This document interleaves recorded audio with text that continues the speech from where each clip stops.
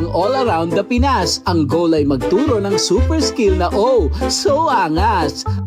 Ang tawag daw rito ay sandball, na di lang for clowns at jugglers, kundi for all. Kaya dayo sa Dr. Alejandro Albert Elementary School sa Maynila, together with Cutie Chiquitings, Coach Noah, at ang inyong favorite kaka. Tuloy-tuloy po ang kwento, basta may kwento, may partner ka!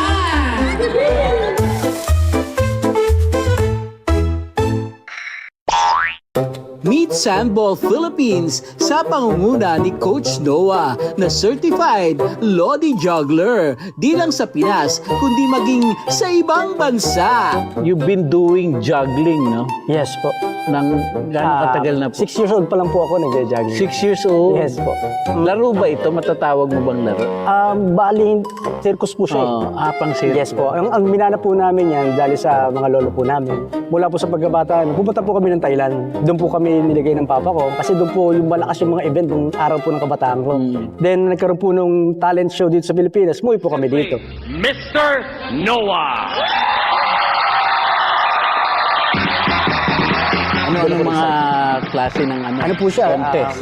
Contest po, Pilipinas Got Talent. Okay. Po, Talentadong Pinoy. Okay. Yan po. Yung mga ganyan. Tapos Asia's Got Talent. Yung Asia's Got Talent, pang ilan ka? Ano po kami, bali, finalist lang po kami. Umabot ka sa final? Apo, finalist lang po. Wow! Kahanga-hanga talaga! Legit yan ha! Di bola-bola! Punta na ako dun sa may na-discovery ka. Apo. So ano po ito? Yun po. Nang naano po namin sa Thailand yan, ang juggling, kasi teacher po si Mrs. po. So sinubukan po namin ilapit sa, sa school niya, sa international school. Then nagustuhan po nung principal. And nakita po namin kasi yung benefit niya, nag-increase ang brain power. Ano po yun, research po ng Oxford University. Okay. So sabi ko, mukhang magandang iyan to. Kasi juggler po ako. So yun po, inilapit po namin sa DepEd. Ayan po, nung nakita po ng DepEd, ganda yung benefit. Ganda. Apo. Okay yun ha. Kaya ano na po kami, naging partner po kami ng DepEd. Kaya ang ginawa po namin, talagang nakapatent po siya, naka-FDA approved. Kaya kumbaga safe talaga siya bago namin ibigay po sa mga bata. Tatak Noipi, yan ang sandball. Kaya nga naman gumugulong din ang suporta ng DepEd sa kanilang misyon na magkaroon ng inclusive na aktibidad for everyone. Lalo na sa mga diverse learners sa paghubog ng kanilang kagalingan.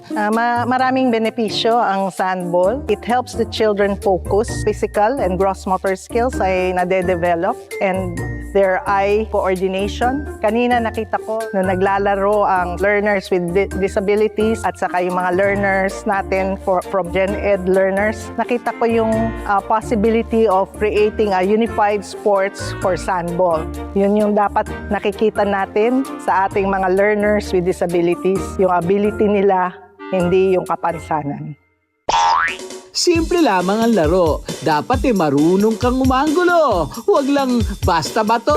Dapat ang lakas sakto. At shoot, woot, woot.